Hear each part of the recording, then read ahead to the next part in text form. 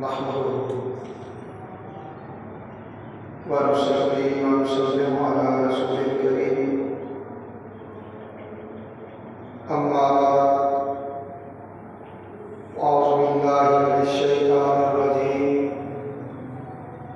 بسم الله الرحمن الرحيم والعصر إن الإنسان لفي خسر وقال الله تعالى لقد كان لكم في رسول الله أسوة حسنة صدق الله العظيم إن الله وملائكته يصلون على النبي يا أيها الذين آمنوا صلوا عليه وسلموا تسليما درود پاک آواز بلند الصلاۃ والسلام علیک یا سیدی یا رسول اللہ وعلی آلک واصحابک یا سیدی یا حبیب اللہ الصلاۃ والسلام علیک یا سیدی یا ختم المرسلین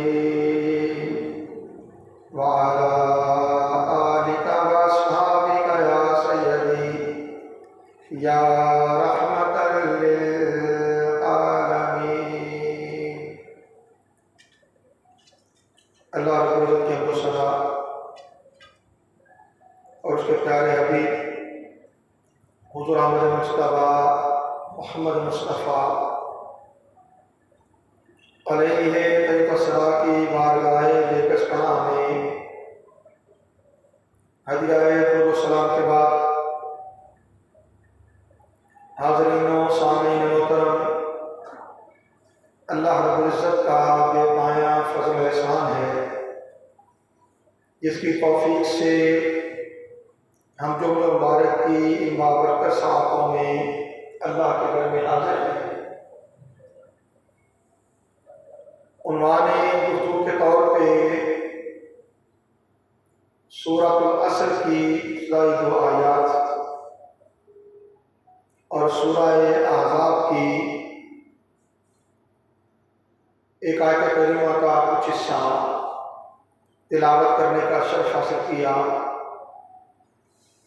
ان دونوں آیات مبارکہ سے اقتصاب فیض کرتے ہوئے ہم آج بات کریں گے رسول اللہ صلی اللہ علیہ وسلم کے حسن تقسیم اوقات کار کے حوالے سے کہ رسول کریم صلی اللہ علیہ وسلم اپنے روزمرہ کے اوقات کو کس احسن طریق پر تقسیم فرماتے کہ سارے کے سارے امور انجام آتے ہیں۔ آغاز کر رہا ہوں اس بات سے کہ وقت انسان کی زندگی کا سب سے قیمتی اثاثہ ہے۔ گزرا ہوا ایک لمحہ بھی کبھی پلٹ کر واپس نہیں آتا، لہذا اسے بامقصد امور میں صرف کرنا ازحد ضروری ہے۔ وقت کو بامقصد، احسن اور بابرکت انداز میں گزارنے کا جو معیار رسول کونین سید الاولین والآخرین حضرت محمد مصطفیٰ صلی اللہ علیہ وسلم نے جو قائم فرمایا وہ تمام انسانیت کے لیے ابدی رہنمائی کا سرچشمہ ہے۔ رسول صلی اللہ علیہ وسلم کی حیات مقدسہ عبادات و معاملات پر مشتمل ہو، جہاد و اصلاح سے متعلق امور ہوں، وحی ہو، دعوت ہو، تعلیم ہو، تربیت ہو، امت کے انتظامی ریاستی معاملات ہوں، اہل خانہ کے حقوق ہوں، خلوت ہو، جلوت ہو، مناجات، آقا علیہ السلام نے اپنی حیات طیبہ کو ان تمام امور میں ایسا توازن، اعتدال اور حسن نظم دیا تھا کہ انسانی عقل دنگ رہ جاتی ہے۔ وقت کی بہترین تقسیم اور حسن نظم کے باعث نہ تو عبادت نے آپ صلی اللہ علیہ وسلم کو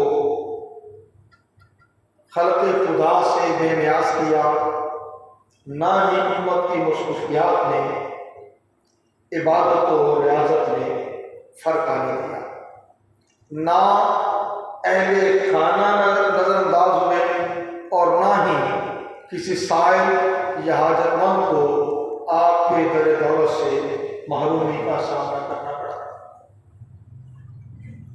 ام المومنین حضرت عائشہ صدیقہ رضی اللہ تعالیٰ عنہا فرماتی ہیں کہ رسول اللہ صلی اللہ علیہ وسلم نے اپنے اوقات کو اس طرح تقسیم فرمایا یا اس طرح تقسیم فرماتے کہ ہر حقدار کو اس کا حق پہنچ جاتا، ہر حقدار کو اس کا حق پہنچ جاتا۔ پھر رسول کریم صلی اللہ علیہ وسلم نے فرمایا، مسلم شریف کی حدیث ہے، المومن القوی خیر واحب الی اللہ من المومن الضعیف، کہ طاقت رکھنے والا اپنے عمل میں پہل رہنے والا، نظم اور توازن کے ساتھ زندگی بسر کرنے والا، وہ بہتر ہے اور اللہ کے نزدیک زیادہ محبوب ہے کسی کمزور صاحب ایمان سے، جس کے کام میں غفلت ہے، سستی ہے، کاہلی ہے یا آگے پہلے ہٹ کر نہیں ہے۔ اور پھر اللہ کے نبی صلی اللہ علیہ وسلم نے اپنی امت کے لیے ایک دعا فرمائی۔ سنن ابی داؤد میں اسے روایت کیا گیا، آقا علیہ السلام یہ دعا کیا کرتے تھے، اللہم بارک لامتی فی بکورہا، اے اللہ میری امت کی صبحوں میں برکت عطا فرما، میری امت کی صبحوں میں برکت عطا فرما۔ اور یہ بات ہم دیکھتے ہیں کہ جس کام کا آغاز الصبح کر لیا جائے وہ کام بڑا برکت بھی رہتا ہے اور جلدی نپٹتا بھی ہے، جلدی نپٹتا بھی ہے۔ کیوں؟ اللہ کے نبی صلی اللہ علیہ وسلم نے دعا فرما رکھی تھی امت کے لیے کہ اللہ میری امت کی صبحوں میں برکت عطا فرما۔ اسی دعا کا ثمر ہے کہ جس کام کا آغاز آپ الصبح کر لیں وہ بڑی ہی آرام و سکون کے ساتھ بھی ہو تو بخیر و عافیت انجام ہو پائے گا، اور اگر دن کا آغاز ہی دوپہر کے بعد ہو تو پھر کوئی کام نہیں کرتے، پھر سارے کام لٹکے رہتے ہیں، آج کا کام کل، کل کا پرسوں، پرسوں کا پرسوں، بلکہ بس کام ہی لٹکتے رہتے ہیں۔ اور اگر ارادہ ہو کام کرنے کا، صبح اپنے کاموں کو انجام دینا شروع کر لیں، آپ دوپہر کے بعد فارغ ہو جائیں گے، کام سے نپٹ جائیں گے۔ کیوں؟ اللہ کے نبی صلی اللہ علیہ وسلم نے دعا فرمائی۔ اب کسی بھی شخص کا تعلق چار سطحوں پر کسی سے ہوتا ہے، ایک اللہ کی ذات سے، ایک اہل خانہ سے، اپنے گھر والوں سے، دوسرا اس کے بعد تیسرا مخلوق خدا سے، اور چوتھا اپنی ذات سے، چوتھا اپنی ذات سے۔ رسول کریم صلی اللہ علیہ وسلم نے ان چاروں حوالوں سے اپنے اوقات کار کو اس طرح تقسیم فرما رکھا تھا کہ آقا علیہ السلام سارے کے سارے امور بحسن و خوبی انجام دے دیتے تھے۔ اب چونکہ وقت ہمارا کا اتنا ہوتا ہے، لہذا اتنی سی بات بھی ہم چلیں گے۔ سب سے پہلے آغاز کرتے ہیں اللہ سے طاقت، اللہ سے طاقت۔ ام المومنین حضرت عائشہ صدیقہ رضی اللہ تعالی عنہا روایت کرتی ہیں ان نبی اللہ صلی اللہ علیہ وسلم کان یقوم من اللیل حتی تتفتر قدماہ، فقالت عائشہ لما تصنع ھذا یا رسول اللہ، قد غفر اللہ لک ما تقدم من ذنبک وما تأخر۔ حضرت عائشہ صدیقہ رضی اللہ عنہ فرماتی ہیں کہ رسول کریم صلی اللہ علیہ وسلم رات کے وقت میں طویل قیام کیا کرتے، تہجد، اور اس قدر قیام کہ آپ کے قدمین مقدس متورم ہو جاتے، ان میں سوجن آ جاتی، اور بعض ترجمین نے کہا پاؤں پھٹ جاتے۔ ام المومنین حضرت عائشہ صدیقہ رضی اللہ تعالیٰ عنہا گزار ہوئی، یا رسول اللہ صلی اللہ علیہ وسلم آپ ایسا کیوں کرتے ہیں کہ یوں ساری رات کا قیام، حتیٰ کہ آپ کے پاؤں بھی سوج جاتے ہیں، متورم ہو جاتے ہیں، پھٹ جاتے ہیں، جبکہ آپ کے سبب سے تو اللہ تعالیٰ نے آپ کے اگلوں اور پچھلوں کے گناہ بھی معاف فرما دیے ہیں۔ اللہ کے نبی صلی اللہ علیہ وسلم نے ارشاد فرمایا افلا احب ان اکون عبدا شکورا، اے عائشہ کیا مجھے یہ پسند نہیں کہ میں شکر گزار بندہ بنوں، میں شکر گزار بندہ بنوں۔ اب رات کا قیام کس قدر کہ رب تعالیٰ کو بھی آپ کے رات کے قیام اور اس کی طوالت پیار ہے، حبیب ہے، محبوب ہے، سو رات کے قیام میں بھی کمی کرنے کی تلقین فرمائی، ارشاد فرمایا یا ایھا المزمل قم اللیل الا قلیلا نصفہ او انقص منہ قلیلا اور زد علیہ ورتل القرآن ترتیلا۔ ایک چادر اوڑھنے والے محبوب، ایک کملی اوڑھنے والے محبوب، رات کو قیام کیا کیجیے مگر تھوڑا، آدھی رات، کچھ اس سے کم، طبیعت چاہے کچھ اس سے زیادہ، مگر تھوڑا۔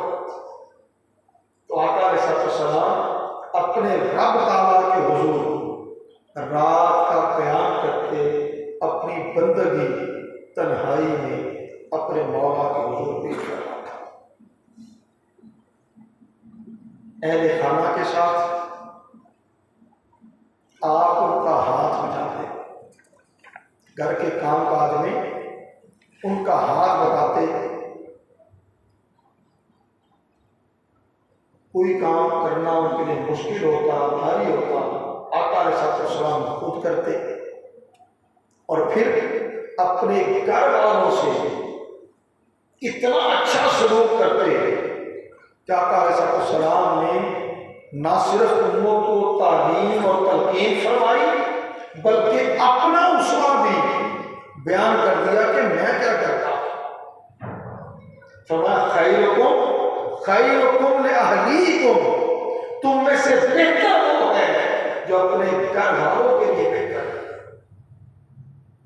وَأَنَا خَيْرُكُمْ لِأَهْلِي، اور میں اپنے گھر والوں کے لیے تم سے زیادہ بہتر ہوں، اور میں اپنے گھر کے لیے تم سے بھی زیادہ بہتر ہوں۔ یہ گھر والوں کے لیے وقت دیا جا رہا ہے۔ اب یہاں ایک اور روایت محسوس ہے تقسیم اوقات کے حوالے سے اور وقت کی قدر و قیمت جاننے کے حوالے سے۔ رسول کریم صلی اللہ علیہ وسلم نے ارشاد فرمایا، دو نعمتیں ایسی ہیں جن میں اکثر لوگ خسارے میں ہیں، جن میں اکثر لوگ خسارے میں ہیں۔ اور یہی بات شروع میں نے آیت تلاوت کی تھی، والعصر، زمانے کی قسم، ان الانسان لفی خسر، بے شک انسان خسارے میں۔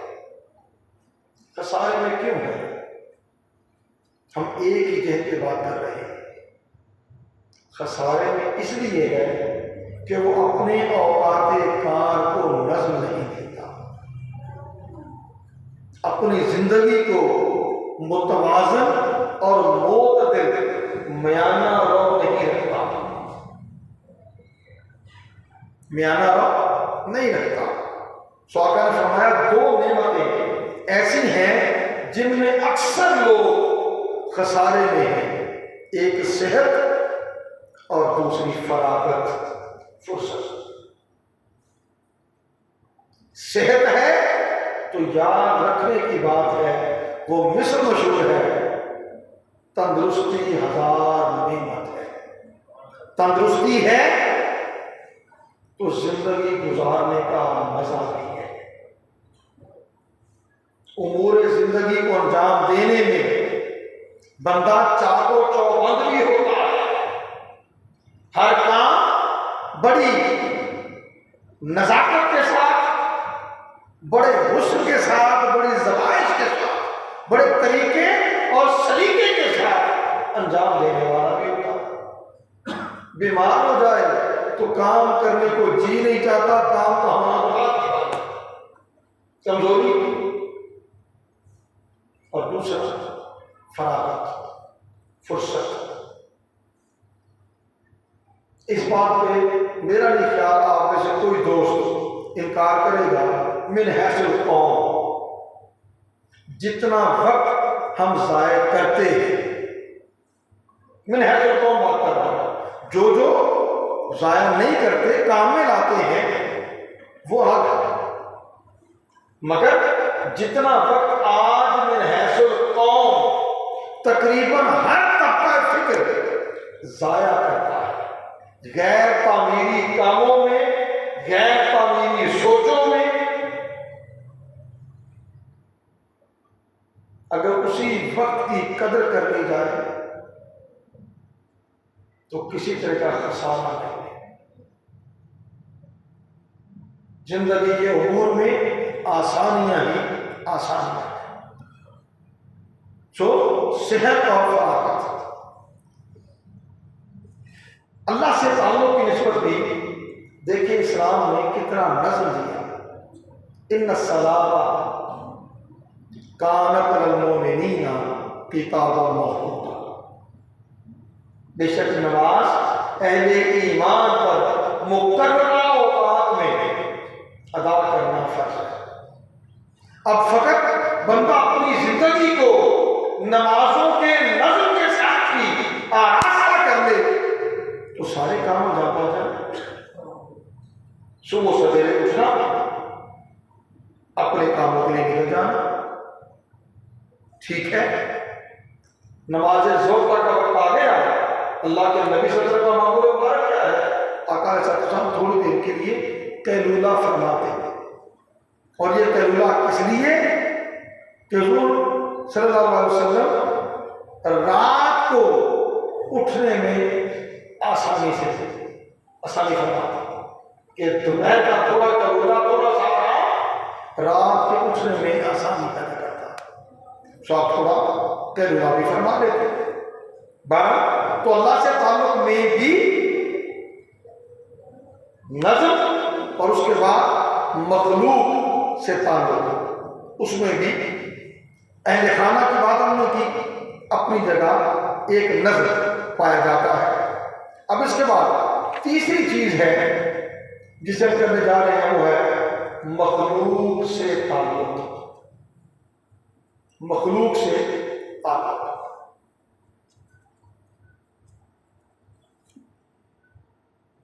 حضرت امام حسین علیہ السلام اپنے والد گرامی حضرت علی بن قضا رضی اللہ عنہ سے روایت کرتے ہیں.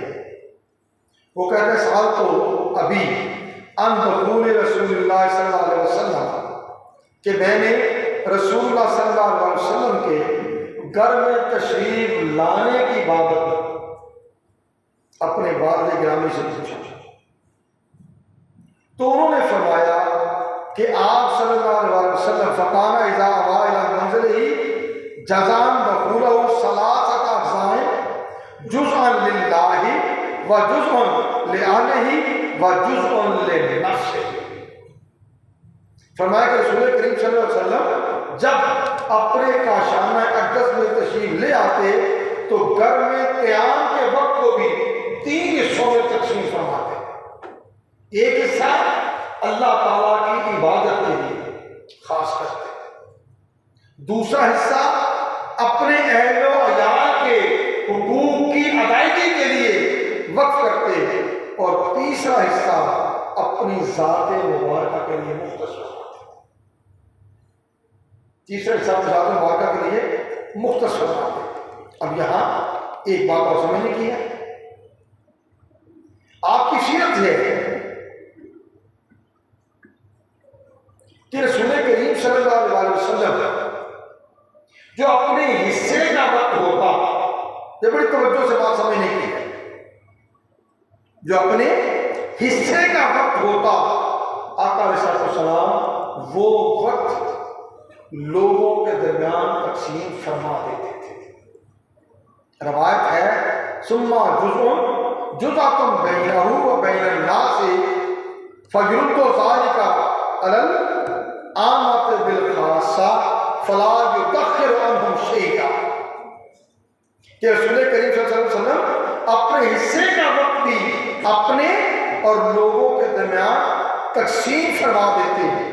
آپ صلی اللہ علیہ وسلم اس وقت کو خاص اصحاب کے ذریعے عام لوگوں کی فلاح پر صرف کرتے. فرمایا آپ صلی اللہ علیہ وسلم ان خاص اصحاب سے کسی قسم کا اخفا نہ فرماتے، کوئی چیز پوشیدہ نہ رکھتے، کوئی چیز پوشیدہ نہ رکھتے. اور آگے بیان کرتے فقان من سیرتہی فی جزء امتہ ایثار الفضل بأذنہ وقسمہ علی قدر فضلہم فی الدین فمنہم ذو الحاجۃ ومن ذو الحاجتین ومن ذو الحوائج فیتشاغل بہم فیما اصلحہم والامۃ عن مصلحۃ عنہ واخبارہم بالذی ینبغی لہم ویقول لیبلغ الشاہد الغائب. اسے امام طبرانی حیثی اور ہندی کی روایت کی.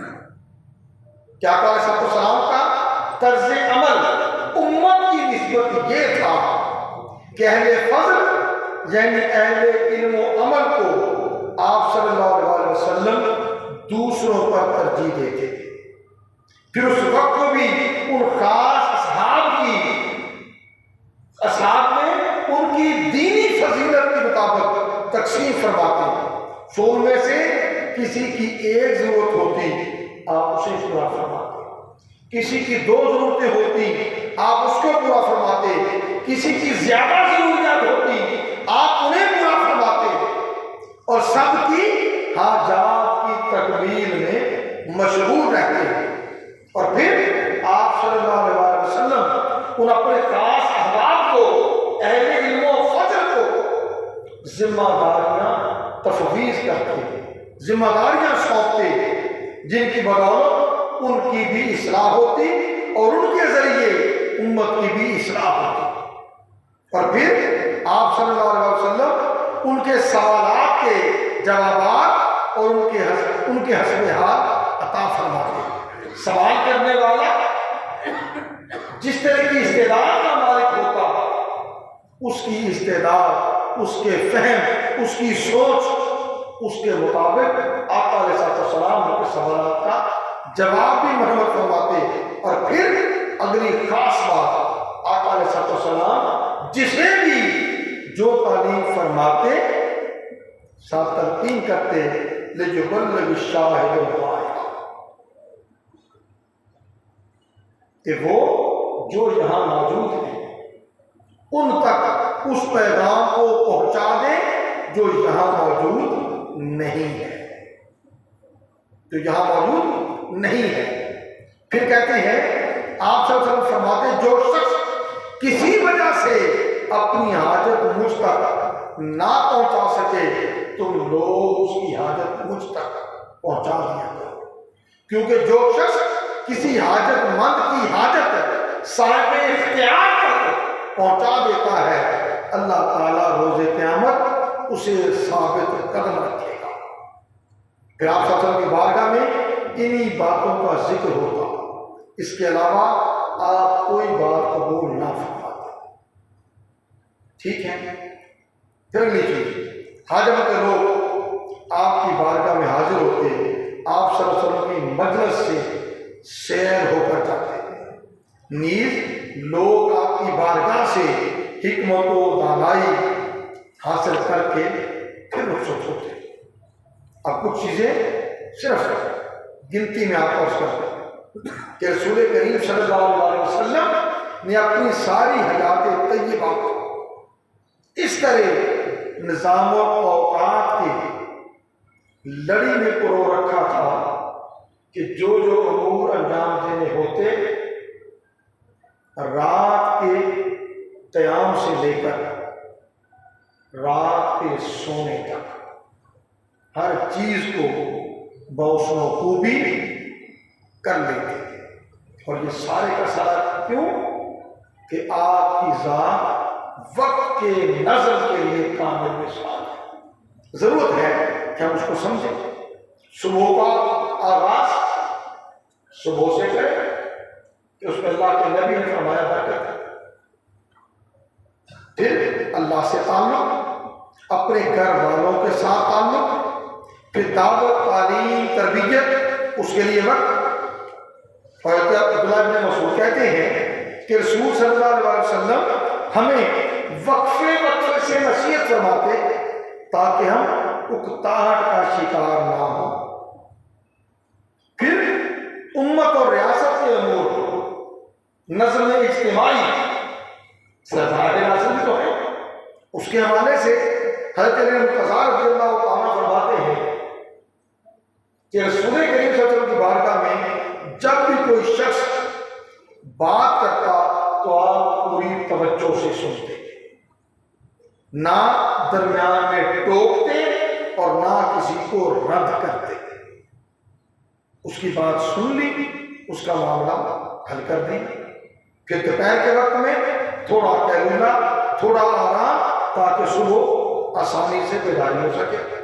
پھر جب تجارت اور دنیوی امور کی بات کریں تو آقا علیہ السلام نے اس کام میں بھی امانت، دیانت، صداقت اسے قائم رکھا اور تلقین بھی فرمائی، یہ کہتے ہوئے کہ سچا اور امانت دار تاجر روز قیامت انبیاء، صدیقین، شہداء اور صالحین کے ساتھ ہوگا، ان کے ساتھ ہوگا۔ پھر رسول کریم صلی اللہ علیہ وسلم نے ساتھ فرمایا اللہ تعالیٰ اس شخص کو پسند فرماتا ہے جو اپنے کام کو مضبوطی سے اور مہارت کے ساتھ انجام دے، مضبوطی سے اور مہارت کے ساتھ انجام دے۔ اب مضبوطی اور مہارت کیا ہے؟ جو کام کر رہے ہیں اس کا علمی طور پر شعور بھی ہو، اس کام کی خود مہارت ہو، تبھی کسی میں مہارت ہوگی۔ اور اگر خود ہی مہارت نہیں ہے تو بڑی سیدھی بات ہے، اچھا استاد ہے تو شاگرد بھی اچھے ہوں گے، اور اگر استاد ہی نکھنڈ ہے، بے استاد ہے، ٹھیک ہے، تو شاگرد بھی ویسے ہی پیدا ہوں گے۔ بہرحال پھر آقا علیہ السلام کی مجالس، ملاقاتیں، خطوط کا بھیجنا، وفود کا آنا، ان سے مذاکرات کا کرنا، یہ سارے کام ایک نظم اور ڈسپلن سے ادا ہوتے۔ مسجد نبوی مجلس مشاورت پارلیمنٹ بھی ہے، مسجد نبوی سپریم کورٹ بھی ہے، وہاں آقا علیہ السلام مقدمات سنتے، ان کے فیصلے بھی فرماتے، ٹھیک ہے۔ مسجد نبوی کو وہ سارے کے سارے مراکز کی حیثیت حاصل ہے جو کسی بھی معاشرے کی ضرورت ہوتی ہے۔